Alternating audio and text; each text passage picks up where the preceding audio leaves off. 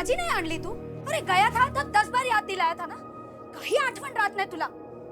By चुकी झाली by. चुकी झाली. भाजी नाही आणला, चुकी झाली. काय करू मी याच्या?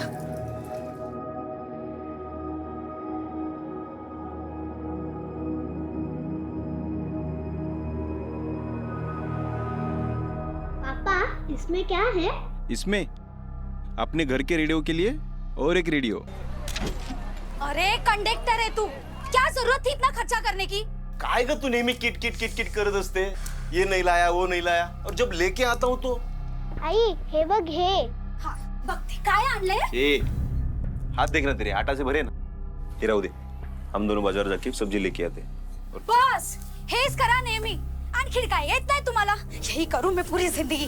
जरूर कोई ना कोई होगी तुम्हारी बा.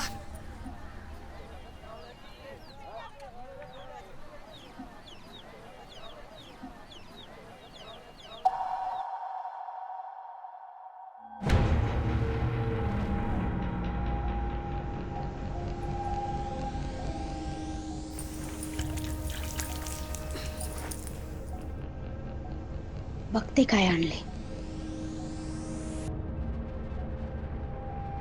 चालू कैसे करूं इसे?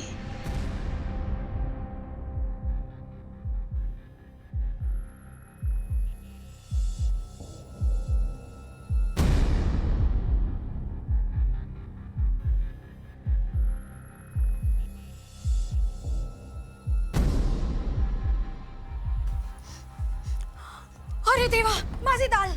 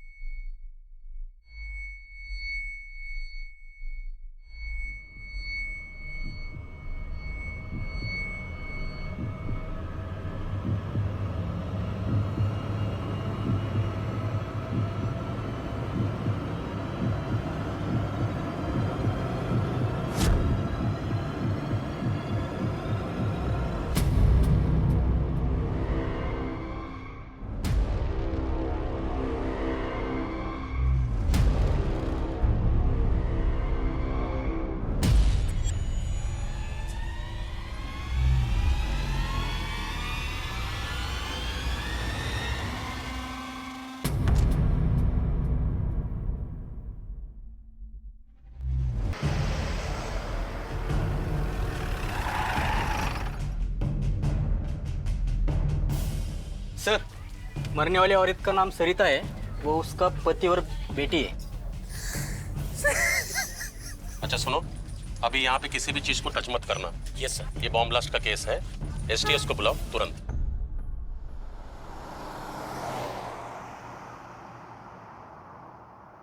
नमस्कार, मैं हूं inspector Suhas Talekar. Bomb blast की घटना देखने के बाद सब लोग यही सोचते हैं कि ऐसा सिर्फ बड़े शहरों में होता है. ये हादसा हमारे साथ तो हो ही नहीं सकता. लेकिन सतारा जैसे छोटे शहर के गणेश नगर में रहने वाले मध्यम वर्गीय परिवार की एक महिला बॉम्ब ब्लास्ट का शिकार बन गई. बॉम्ब ब्लास्ट के केस पुलिस की एसटीएस टीम इन्वेस्टिगेट करती है और उस टाइम मैं पुलिस की एसटीएस टीम में था. 3 सालों में करीबन 2 दर्जन से ज्यादा बम धमाकों के केस इन्वेस्टिगेट कर चुका था. लेकिन ये केस सबसे अलग था. मेरे 5 साल के एसटीएस के कार्यकाल के दौरान ऐसा केस पहली और आखिरी बार आया था. कमरे की हालत देख के लग रहा है कि 250 से 300 ग्राम एक्सप्लोसिव का इस्तेमाल किया गया होगा. ब्लास्ट मीडियम इंटेंसिटी का रहा है. 50 स्क्वायर फीट का एरिया कवर हुआ है. 6-7 लोग मारे जा सकते थे. जी सर. सर, यहाँ मोबाइल और रेडियो के कुछ टुकड़े मिले हैं. मोबाइल के टुकड़ों में डायनामाइट लगा है. मीडियम इंटेंसिटी का डायनामाइट रहा होगा. बाकी डिटेल्स तो फॉरेंसिक जांच के बाद ही पता चलेंगी. लेकिन सर, मोबाइल में इतना एक्सप्लोसिव रखना पॉसिबल नहीं होता. शायद उसी के लिए रेडियो का इस्तेमाल किया होगा और ब्लास्ट कर दिया. हाँ, ये हो सकता है सर. जब ब्लास्ट हुआ तो मरने वाली लेडी सरिता, उसके अलावा और कौन कौन रहता है इस घर में? सरिता के पति गोविंद और 7 साल की बेटी.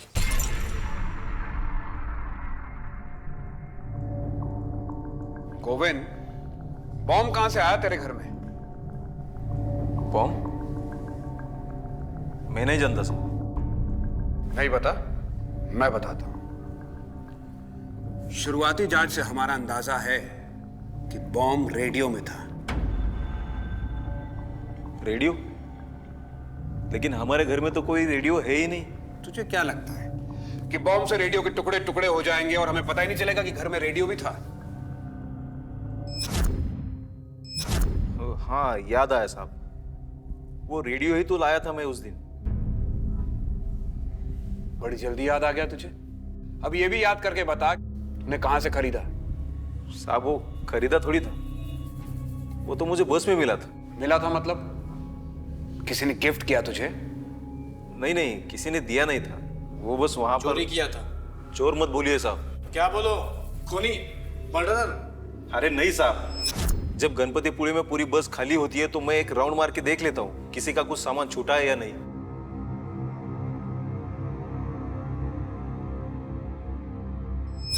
वो लाल बैग कोई भूल गया था। तो इसका मतलब यह है कि अगर कोई किसी का सामान वहां पे गलती से भूल जाए तो तुम अपने घर लेके जाओगे?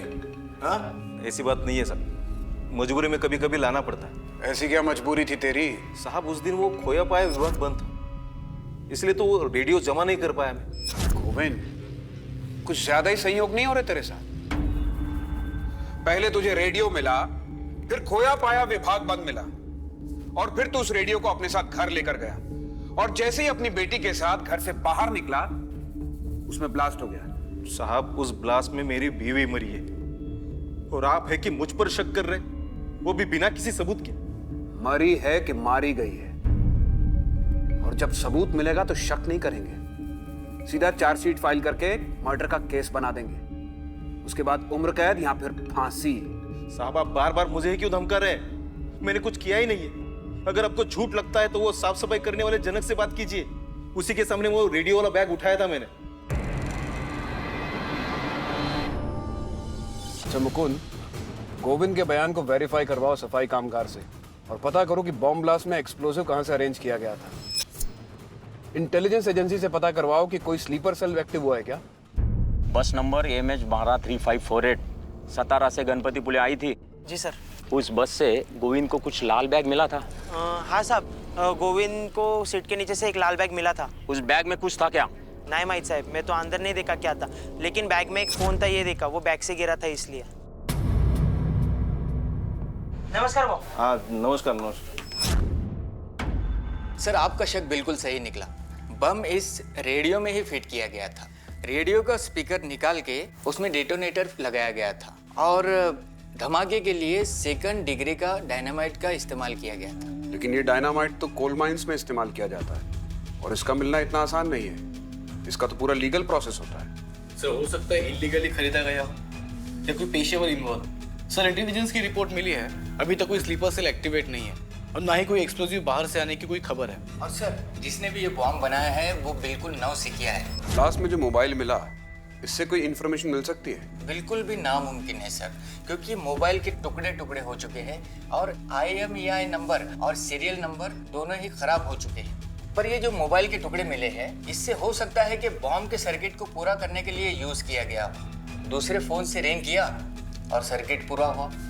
सर मैंने गोविंद से दूसरे फोन के बारे में बात की थी, लेकिन उसने कहा कि जब वो ब्लास्ट के पहले बाहर निकला तो वो गोविंद अपना फोन लेके बाहर निकला था, तो घर में सिर्फ उसकी बीवी का फोन था, और उसका फोन हमें किचन पे मिल चुका है। गोविंद ने हमें तीसरे मोबाइल के बारे में नहीं बताया। सर ब्लास्ट से पहले गोविंद और उसकी बेटी का घर से बाहर आना और सही सलामत बच जाना, ये मुझे संयोग नहीं लग रहा। हो ना हो गोविंद तीसरे फोन की बात हमसे सदमे में छुपा रहा है, या सच में, ये समझ में नहीं आता। मुकुंद। जी सर। गोविंद के घर के आसपास जाके पता करो कि गोविंद की लाइफ में क्या चल रहा था, वो किन किन लोगों के साथ उठता बैठता था, कौन कौन उसके घर आते थे, और उसकी पत्नी के साथ उसका कैसा रिश्ता था, सब कुछ। जी सर। सब पड़ोसन हो तो सब कुछ पता ही होगा ना, इसीलिए तो आपसे पूछताछ कर रहे हैं। वैसे कौन कौन आता था गोविंद के घर पर? सब आसपास के लोगों का आना जाना था। और पति पत्नी में रिश्ता कैसे था? अब क्या बोलूं साहब, अब घर की औरत का अपने मर्द पर एक बार शक हो जाए तो वो सब बढ़ास गुस्से में ही निकालेगी ना। शक किस बात के लिए? लेडीज कपड़े का बैग मिला था सरिता।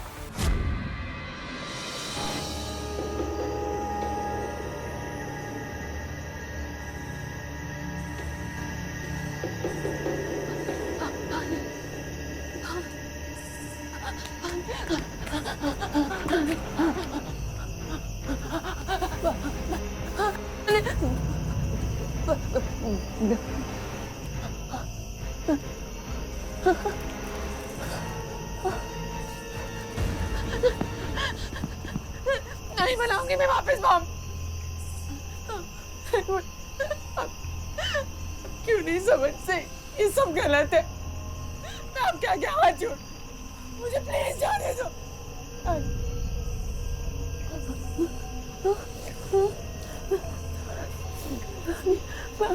पानी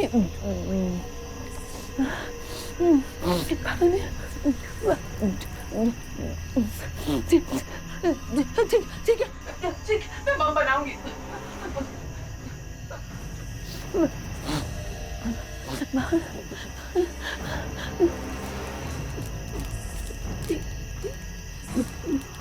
मैं बम बना दूंगी तो आप मुझे छोड़ दोगे ना? मुझे घर जाने दोगे?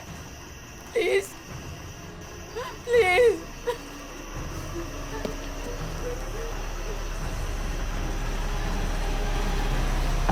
गोविंद, तेरा लफड़ा चल रहा था, ये बात तूने बताई नहीं।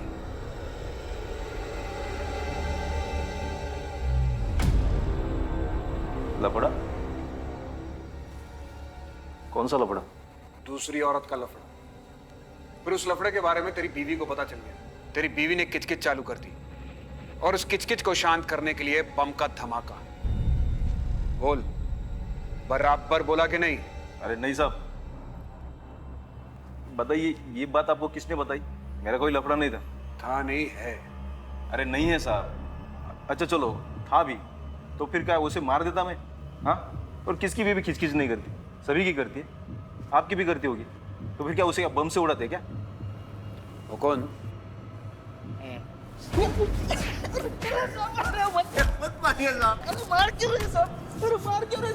बैग में मोबाइल था, ये बात क्यों छुपाई तूने? अरे साहब बता दो। अरे साहब, उस मोबाइल से ब्लास्ट नहीं हो सकता, उसमें बैटरी नहीं थी। अच्छा, सिर्फ ऑन मोबाइल से ब्लास्ट हो सकता है क्या? बम ब्लास्ट की बड़ी अच्छी जानकारी है इसे। साहब अभी जानकारी होना भी गुनाह है क्या? नहीं, लेकिन जानकारी का गलत इस्तेमाल करना गुनाह है। कहाँ से मिली तुझे जानकारी है? साहब वो कभी कभार वो अंग्रेजी फिल्म देख लेते हैं साहब। अच्छा, बड़ी अंग्रेजी फिल्में देखता है तो? दूसरी औरत का लफड़ा भी अंग्रेजी फिल्म से देखा था क्या? दूसरी औरत का नाम क्या है जिसकी साड़ियां तेरे घर में तेरी बीवी को मिली थी? अरे वो सुधाकर बहू की थी साहब। शाने, मैं तेरे को पूछ रहा हूँ दूसरी औरत का नाम क्या है? तू मुझे बता रहा है सुधाकर था। औरत का नाम सुधाकर है? नहीं, आदमी का। तो सुधाकर साड़ी पहनता है? नहीं, बेचता है। अरे साहब सुनो, सुधाकर साड़ी और ड्रेस मटेरियल वाला है, उसकी बैग थी वो। कहाँ है उसकी दुकान? भोर में। सुधाकर को जब भी अपनी दुकान के लिए कुछ मटेरियल चाहिए होता है तो वो सातारा फोन कर देता है। वो नहीं, भारी वाली 40 साड़ियाँ भेजना। अरे वो गोविंद है ना, उसी के गाड़ी में भेजना। अरे भरोसा वाला आदमी अपना। फिर सातारा में एक आदमी उसके मटेरियल का बैग मेरी बस में रख देता है। फिर बाद में वो भोर में वो सुधाकर अपनी बैग उतार लेता है। अरे क्या सुधाकर भाऊ, कितनी देर रुकने का? हर रोज का होगा आपका ये। चलो सामान उठाओ, चलो चलो जल्दी भाई, जाने का है आगे। वो ग्राहक है ना। हाँ चलो।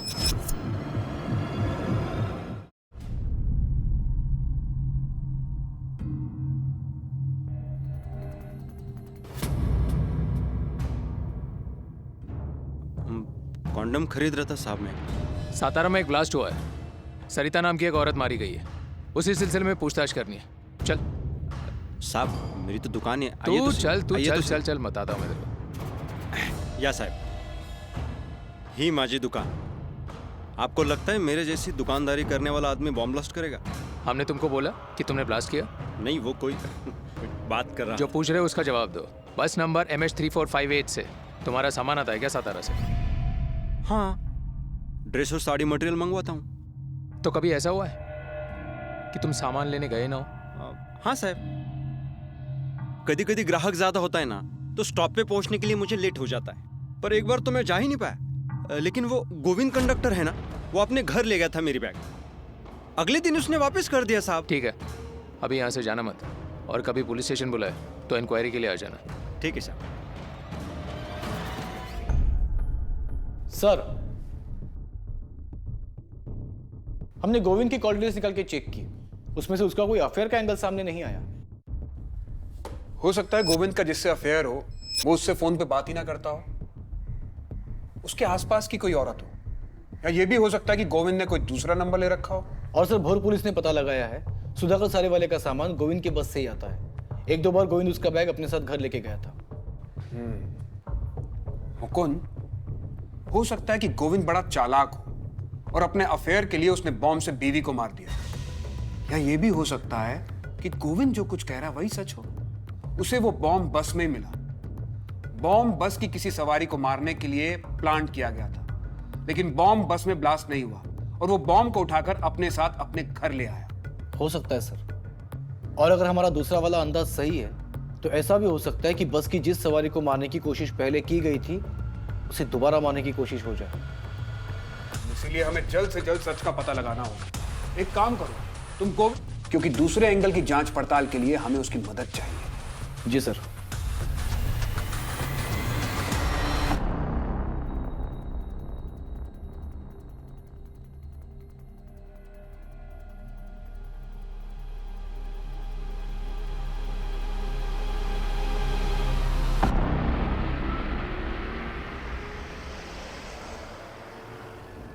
गोविंद, जिस अपराधी के कारण तेरी बीवी मारी गई वो 16 मार्च को तेरी बस में ही बैठा हुआ था, इसलिए छोटी से छोटी बात याद करके बता कि उस दिन वो लाल रेडियो वाला बैग लेकर कौन आया था। ये तेरी टिकट्स की डिटेल्स है, इन्हें देख के याद कर। साहब, सब कुछ तो याद नहीं आ रहा, लेकिन जितना कुछ याद है मैं बताता हूँ। दोपहर का समय था। चलो ticket ticket ticket ticket ticket ticket. इसीलिए सातारा से गणपतिपुळे के लिए 51 सवारी थी, उसमें से सातारा में 12 लोग चढ़े थे, लेकिन कुछ लोग बीच गांव में भी चढ़े और उतरे भी, और बाकी सब गणपतिपुळे। सर, मुझे इतना कुछ याद नहीं है। ठीक से याद करके बता, कौन कौन कहाँ पे बैठा था और कौन कौन कहाँ पे उतरा था। यहां इस केस में सतारा से गणपतिपुळे 220 किलोमीटर का एरिया, 23 गांवों में बस रुकी थी, 51 सवारियां चढ़ी और उतरी। उन सब के बारे में पता लगाना जैसे समंदर में सुई ढूंढने के बराबर था। इसलिए हमने इस केस में उल्टा तरीका इस्तेमाल किया। उस बॉम्ब का टारगेट कौन था यह जानने की कोशिश की कि तुझे जिस सीट के नीचे वो लाल रेडियो वाला बैग मिला था उस सीट पे कौन बैठा था। नमस्कार सुधाकर भाऊ। हाँ नमस्कार नमस्कार, ये गोविंद जी, इन्हीं के बस से अपना सामान आता है। नमस्कार वहीनी। अच्छा, वो और जो 17-18 नंबर की सीट है वो अपनी बैठ जाओ। याद आया साहब, उस पर तो वो सुधाकर भाऊ और उसकी बीवी बैठी थी। और कहाँ उतरे तो वो दोनों? भोर, वहीं पर तो रहते हैं वो लोग। लता, ए लता, ये ना लवकर, किती वेळ लावतेस? आले. चल लवकर. लता, लता. आले, किती घाई आहे क्या? तुम्ही पण नाही घ्या.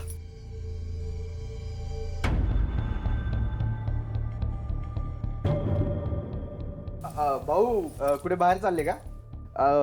वहिनी है तो मैं पूछ लेता हूँ कौन सा पंखा ठीक करना है. साले, क्या देख रहा था? झालं काय? छोड़ दो ना उसे. वहिनी आओ.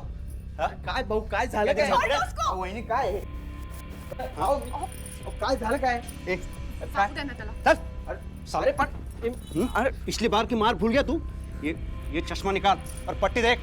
का दिमाग गंदा है तो मेरी सोच गंदी बोल दी. पिछली बार तो मैंने कुछ नहीं कहा था, लेकिन इस बार ना मैं तुझे. अरे चल.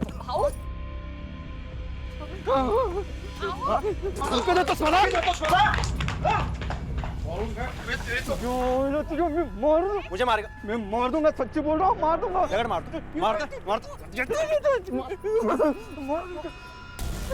छोड़ दो उसे. लेके जाओ इसको, तो उसकी दूसरी आंख में फूट जाएगी.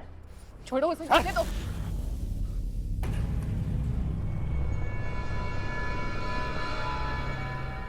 आसपास के लोग देख रहे हैं, अभी नहीं, बाद में आना।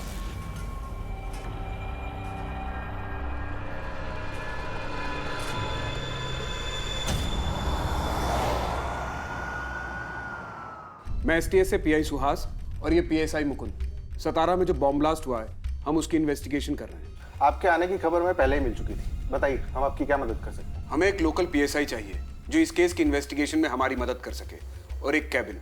हमारा शक है कि सतारा में जो ब्लास्ट हुआ है उसके तार यहाँ भोर से जुड़े हुए हैं। जब तक ये केस सॉल्व नहीं हो जाता, हमें अपना बेस यही बनाना होगा।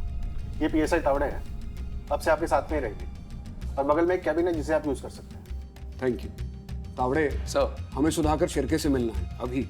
सर, पूछताछ के सिलसिले में हम सुधाकर के पास इसके पहले भी गए थे। मैं पता करता हूँ वो कहाँ है। हाँ बोलिए, कौन से कलर की साड़ी दिखाऊं?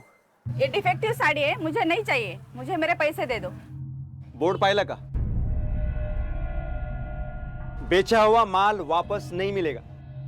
ये लो, सुबह सुबह धंधे की खोटी मत करो। चलो ये लो। ऐसा कैसे बात कर रहे आप? मला काही माहित नाही, माझे पैसे परत द्या। नाही ऐकलं नाही का? पैसे परत नहीं देणार? हाँ, एक तो माल ले जाते हो, यूज करते हो, डिफेक्टिव कहकर पैसे मांगने आते हो। चलो निकलो। ठीक आहे तुझी साडी आणि तुझे पैसे पण तुझ्या जवळच ठेव। भिकारी कुठला? ए भिकारी तू अशील काय बोलते सकाळ सकाळी डोकं? मैं पीआई सुहास एसटीएस से। अब क्या हुआ साहब? तुम 16 मार्च को सतारा से बस में बैठकर भोर आए थे। हाँ, तुम्हारी सीट नंबर क्या थी, कुछ याद है तुम्हें? साहब मेरी परमानेंट सीट है, 17 नंबर लकी में, उसी पे बैठा था। तुम्हारी लकी सीट के नीचे बॉम्ब रखा गया था। बॉम्ब? हाँ, और हमेशा क्या कि वो बॉम्ब तुम्हें मारने के लिए रखा गया था, और बस कंडक्टर गोविंद की पत्नी सरिता मारी गई। अरे देवा, गोविंद की बीबी के साथ तो बहुत बुरा हुआ। साहब मुझे कौन मारना चाहेगा? यही हम पता लगाने की कोशिश कर रहे हैं कि ऐसा कौन कर सकता है। 16 मार्च को तुम सतारा से भोर आने वाले थे, ये बात किस किस को पता थी? घर के पास वाले और दुकान के पास वाले, इन्हीं को पता थी। पब्लिक अनाउंसमेंट करके निकलते हो क्या? एक चीज अच्छे से ध्यान रख के मुझे बताना, उस दिन कोई जान पहचान वाला बस में लाल बैग लेके चढ़ा था क्या? मैंने ध्यान नहीं दिया साहब। सुधाकर, तुम्हारी जान खतरे में है, इसलिए हमसे कोई बात मत छिपाना। 4 महीने पहले मारपीट वाला केस, हमें शिंदे की बीवी के साथ उसकी दुकान में बदतमीजी करने की कोशिश। साहब आप मुझे बचाने की कोशिश कर रहे हो या जेल भेजने की? तेरे दुश्मनों की लिस्ट बनाने की कोशिश कर रहे हैं जो तुझे जान से मार सकते हैं। साहब ये अमय जो है ना, वो बहुत खतरनाक है। उसने झूठा केस किया था मुझ पर। सच बात तो ये है कि मैडम हे बघा, एकदम छान साड़ी, ये पहन के ना अच्छी अच्छी हीरोइनें फीके होनी है। ये इस तरह से। ये क्या कर रहे हैं आप? साड़ी पहना रहा हूँ। साड़ी पहनाने के नाम पे बदतमीजी करता है। हाथ लगाने से पिघलती है तो यहाँ क्यों लाया? घर रखने का ना। क्या बोला तेरी तो साड़ी?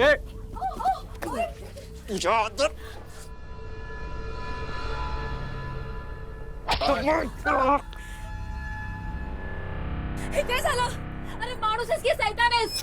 साहब अभी दुकान में साड़ी बीड़ी पहनाते वक्त इधर उधर थोड़ा बहुत हाथ तो लग ही जाता है। इतनी सी बात पर उसने एफआईआर कर दिया, तो क्या करूं अब?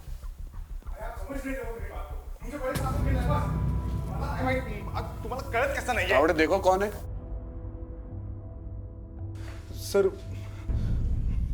सर वो मेरी बेटी नहीं मिल रही है। कब से? सुबह तो स्कूल के लिए निकली थी घर से, दोपहर को मुझे कुछ अचानक काम आ गया तो मैंने स्कूल में फ़ोन किया था जल्दी छोड़ने की रिक्वेस्ट के लिए, तो उन्होंने कहा कि वो 10 दिन से स्कूल ही नहीं आ रही है। तो रिश्तेदारों और पड़ोसियों के यहाँ पे पूछताछ की? हाँ सब जगह ढूंढा सर, लेकिन वो कहीं नहीं है। हेलो, हाँ मैं इधर ही आ गई। हाँ ठीक, मैं लगे चालो। हाँ हाँ ठेव ठेव। सॉरी सर, मेरी बेटी घर पर आ गई है। आ गई? हाँ मैं चलता हूँ। देखा साहब कितना बिंडोक है। अच्छा हुआ उसकी लड़की मिल गई, नहीं तो वो भी केस मेरे पे डाल देता। तू कुठे होतीस? ठीक है ना तू? मेरी तो जान ही निकल गई थी। और वो स्कूल वाले क्या बोल रहे थे? 10 दिन से तो स्कूल नहीं जा रही है। हाँ, कुठे असतेस तू? अगं बोल ना, कुठे असतेस? अगं बोल काहीतरी बाळा, बोल। गार्डन मध्ये। क्यों जाऊं मैं स्कूल? सारे बच्चे मुझको चिढ़ाते हैं, गंदे पापा की गंदी बेटी, तेरे पापा गंदे हैं।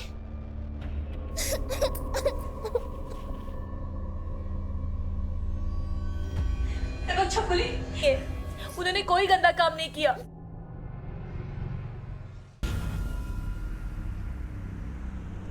चलो ticket ticket ticket ticket ticket. अरे अमय दादा, वो जेली पे लगाने के लिए दवाई बोला था ना? 3-4 दिन लगातार लगाना, आराम पड़ेगा।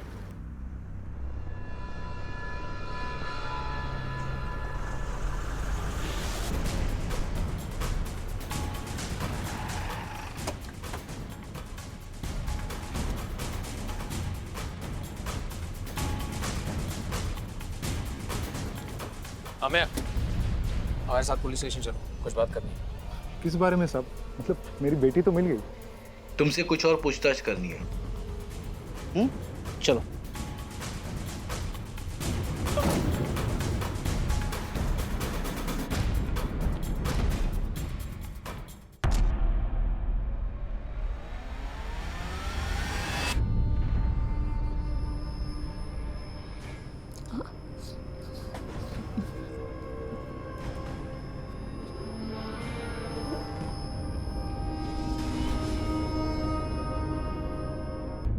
गला सूख रहा है तो पानी पी लो, क्योंकि सूखे गले से सच बोलने में तकलीफ होगी। लो। सर, आप क्या कहना चाहते हो मैं समझ नहीं पा रहा हूँ सर। शायद न्यूज़पेपर में पढ़ा हो, सतारा में एक बॉम्ब ब्लास्ट हुआ है। कंडक्टर गोविंद की पत्नी सरिता बॉम्ब ब्लास्ट में मारी गई। ये उसी की पूछताछ है। सतारा में जो कुछ भी हुआ उससे मेरा कुछ लेना देना नहीं है। लेना देना कैसे नहीं है? तेरी दुकान के आसपास के लोगों ने बताया कि तू हर शनिवार को सतारा दवाइयां लेने जाता है और फिर गोविंद की बस से वापस लौटता है। 16 मार्च को भी गया होगा, उस दिन भी शनिवार था। नहीं, उस दिन मेरी बेटी की तबीयत खराब थी तो मैं घर पर ही था। सुधाकर उस बस से जाने वाला था, इस बात को जानता था तू? नहीं, पर सुधाकर का नाम क्यों ले रहे आप सर? क्योंकि हमें शक है कि वो बॉम्ब सुधाकर को मारने के लिए रखा गया था, और जो इंसान सुधाकर से नफरत करता हो वही इंसान उसे मारने की कोशिश करेगा। हाँ सर, मैं सुधाकर से नफरत करता हूँ क्योंकि उसके जैसा झूठा मक्कार इंसान मैंने नहीं देखा है सर। सुधाकर ने तेरी बीवी के साथ बदतमीजी की तो तूने उसके खिलाफ FIR कर दी, फिर तूने उसकी बीवी के साथ। नहीं नहीं नहीं सर, सब झूठ है सर। ये उस कमीने ने मुझे फंसाया है। मैंने उसके खिलाफ पुलिस में कंप्लेंट भी की थी। वो 4 दिन लॉकअप में भी रहा और जमानत पे छूटने के बाद उसने मुझे घर पर बुलाया था। अरे आओ, शर्मा मत, चाय पीते हैं। और वो जो मैंने बाहर केस का बोला था, केस वापस लेगा कि नहीं? नहीं, सबकी नजरों में मुझे रेपिस्ट बना दिया। 4 महीने से मेरी जिंदगी नरक बन चुकी है। तो जब मैं मेडिकल शॉप पे रहता हूँ तो कोई भी नहीं आता है, इसलिए अभी मेरी बीबी रहती है मेडिकल शॉप पर। और इसीलिए तुमने सुधाकर के जिंदगी की शॉप बंद करने की सोच ली, वो भी बॉम्ब से उड़ा के। बॉम्ब क्या सर, न्यूक्लियर बॉम्ब मिलता ना तो साले के सर पे फोड़ देता मैं। लेकिन इस बॉम्ब कांड से तेरा कोई लेना देना नहीं है, यही कहना चाहता है ना तू? जिस किसी ने भी किया होगा उसने यही सोचा होगा कि बॉम्ब ब्लास्ट होगा और पुलिस सोचेगी कि ये टेररिस्ट का काम है। पर्सनल एंगल तो चेक ही नहीं करेगी पुलिस। अमय के पास स्ट्रॉन्ग मोटिव है सुधाकर को मारने का। उसकी सुबह की चाय से लेकर रात के खाने तक की सारी डिटेल्स निकालो, उसके कॉल रिकॉर्ड्स चेक करवाओ, खास तौर पे 16 मार्च के। उसके अदर कनेक्शंस का भी पता करो। और एक्सप्लोसिव बेचने वाले डीलर से पता चला कि एक्सप्लोसिव किसने खरीदा। हाँ सर, एक्सप्लोसिव सप्लाई करने वाले डीलर से पता चला है कि गणपतिपुरे साइड तो कोई कोल माइन नहीं है, लेकिन हाँ, कुछ मछुआरे इलीगली डायनामाइट लेकर जाते हैं समंदर में धमाके करके मछलियां पकड़ने। गोविंद की पत्नी जिस ब्लास्ट में मारी गई, उस ब्लास्ट में इस्तेमाल किए गए डायनामाइट की सप्लाई किसने की थी, ये पता लगाना बहुत जरूरी है। एक बार डायनामाइट सप्लाई करने वाले का पता चल गया तो ये भी पता चल जाएगा कि डायनामाइट की सप्लाई लीक किसने थी। मछुआरों की बस्ती में भी किसी को भेजो और पता करवाओ, शायद वहां कोई ऐसा कांटा मिल जाए जो हमारी मछली को फंसा सके। सर, मछुआरों की बस्ती में हमने अपने खबरियों को ऑलरेडी एक्टिवेट कर दिया है।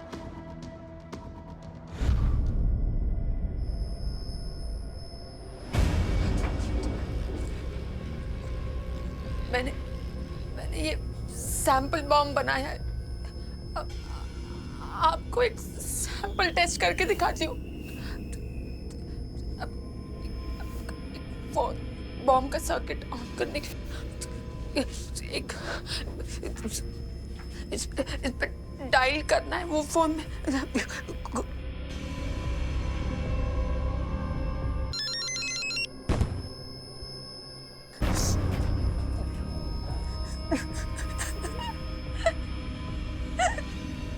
देखा, मैंने बना दिया।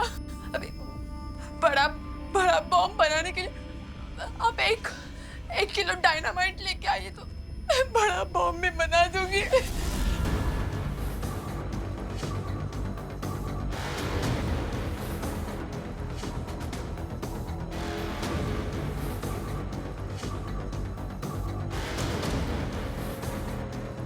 हेलो सुधाकर भाऊ, गोविंद बात कर रहा हूँ।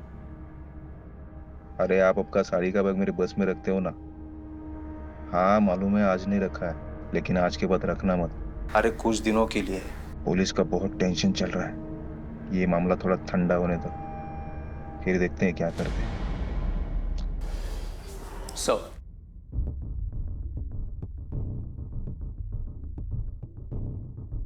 सर मशवरा कॉलोनी में फिलहाल कोई मुंह नहीं खोल रहा है। सुधाकर के पड़ोसियों से क्या पता चला? सर सुधाकर से दुश्मनी के सिलसिले में तो नहीं, लेकिन उसकी बीवी का अफेयर का एक एंगल सामने आया है। हमें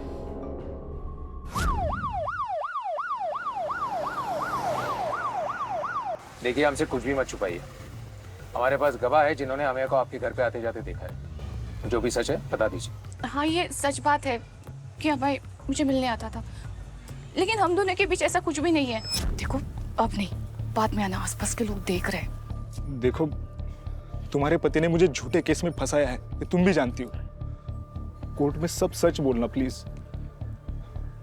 इन सब का असर मेरी बेटी पर भी हो रहा है। दया कर, मेरी हालत को समझने की कोशिश करो। हाँ साहब, ये बात सच है कि मैंने अमय को झूठे केस में फंसाया, लेकिन आप लोगों ने ये कैसे मान लिया कि मेरी वाइफ का किसी और के साथ चक्कर हो सकता है? साहब देखिए, वो कितनी डरी हुई है, कुछ बोल नहीं पा रही है। चाहिए पता कीजिए साहब।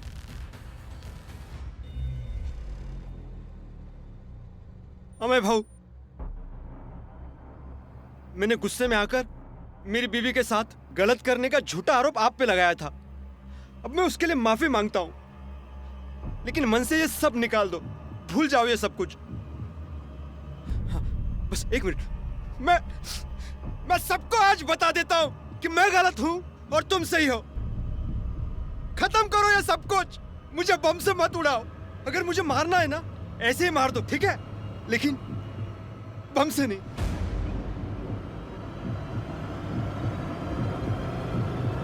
सब तुम उसके बीवी को मिलने ही क्यों जाते थे? वो पागल दोबारा पुलिस में कंप्लेन कर देता तो? और माफी तो ऐसे मांग रहा था जैसे कि सबको बता रहा है कि वो ब्लास्ट तुमने ही किया है। मुझे बताओ, वो ब्लास्ट तुमने ही तो नहीं किया था ना?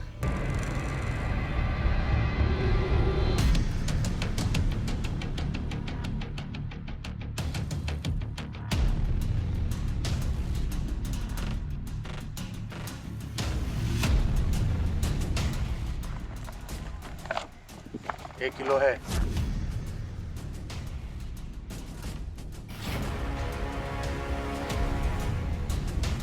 सर खबर पक्की है, मछुआरा बस्ती में डायनामाइट की डील हुई है। 1 किलो डायनामाइट खरीदा गया है, लेकिन किसने खरीदा है और किसने बेचा है, इसका हमें पता लगाना होगा। हो सकता है इसके तार गोविंद के घर हुए बॉम्ब ब्लास्ट से जुड़े हों। मुकुंद, तुम तावड़े के साथ जाओ और जल्द से जल्द पता करो। कोई बड़ा बॉम्ब ब्लास्ट होने वाला है, कई मासूमों की जान जा सकती है।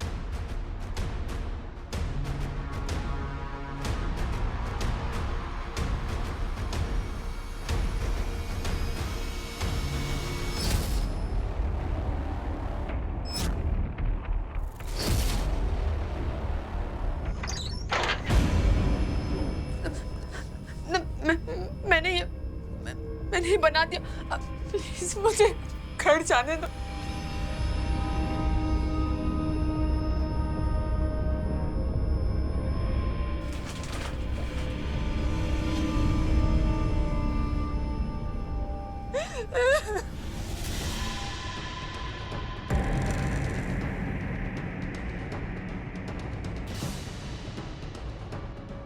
ओ भाऊ,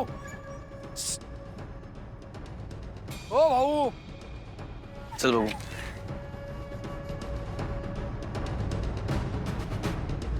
क्या बोलते? डायनामाइट?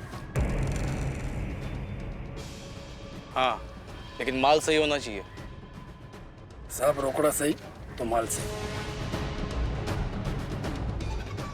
चल।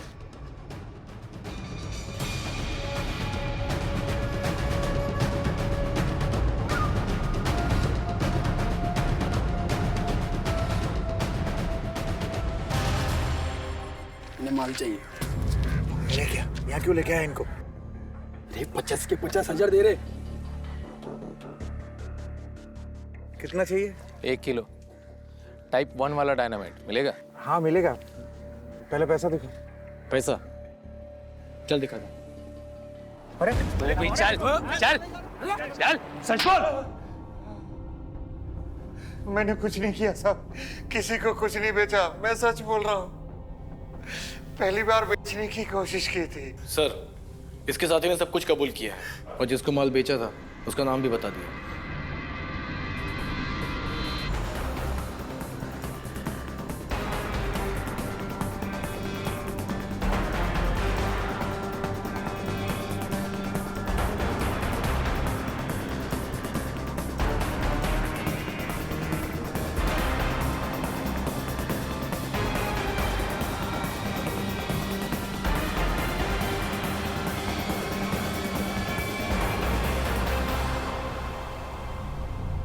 अरे सुधाकर भाऊ, ये आखिरी बार है इस बस में सफर कर रहा हूँ। क्यों बे?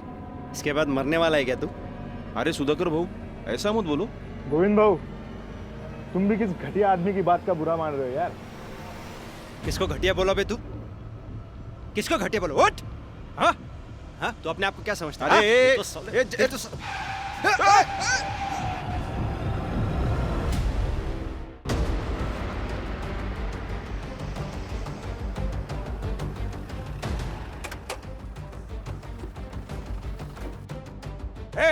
बस खाली करो, जल्दी चलो।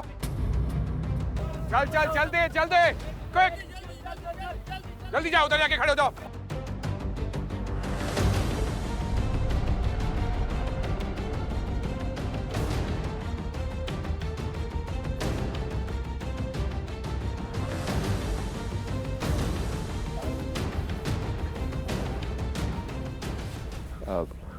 क्या हुआ साहब? फिर से मुझे कोई बॉम्ब से उड़ाने की कोशिश कर रहा है क्या? हमारे साथ ही खेल खेल रहा है।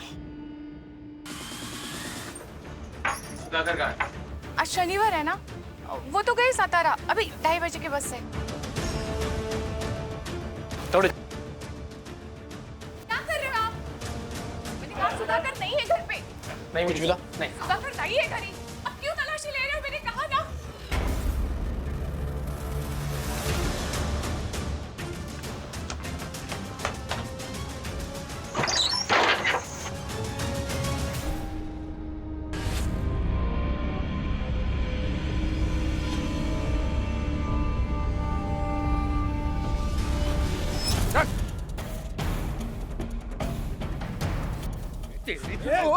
मोबाइल ले। क्यों मारा आप? चल। क्यों मारा? सुरभि तेरी ममेरी बहन इंजीनियरिंग कर रही थी, उसको घर में कैद करके मजबूर किया बॉम्ब बनाने के लिए तूने। बता दे, तो कोई गलत फहमी हो रही है साहब। अरे चल अंदर बैठ। मेरी बात सुनो। साहब मेरी बात तो सुनो, मैंने कुछ नहीं किया है। वो कौन? तुम यहीं रुको और बॉम्ब डिफ्यूज होते ही मुझे इन्फॉर्म करना। Yes sir. साहब आप मेरा कुछ नहीं कर सकते, कुछ साबित नहीं कर सकते। तेरे गुनाह साबित करने के लिए सबूत हैं हमारे पास। तावड़े,